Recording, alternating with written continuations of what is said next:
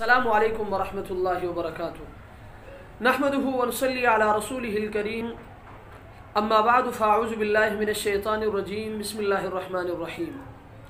الحمدللہ آج قسط نمبر 245 میں آپ کے مسائل اور ان کے حل کے ساتھ ایک مرتبہ پھر آپ کے سامنے حاضری ہوئی ہے۔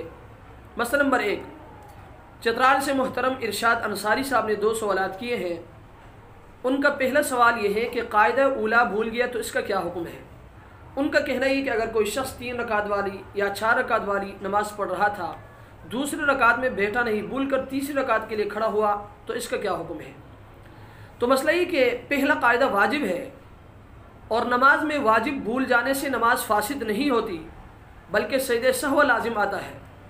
اس لیے اگر کوئی شخص 3 یا 4 رکعت والی فرض، واجب یا سنت مؤکدہ والی نماز میں 2 رکعت پر بیٹھا نہیں، بھول سے تیسری رکعت کے لیے کھڑا ہوا تو اس کے لیے حکم یہ ہے کہ وہ اب بیٹھے نہیں بلکہ بقیہ نماز پڑھ کر آخر میں سجدہ سہو کر لے، نماز ہو جائے گی۔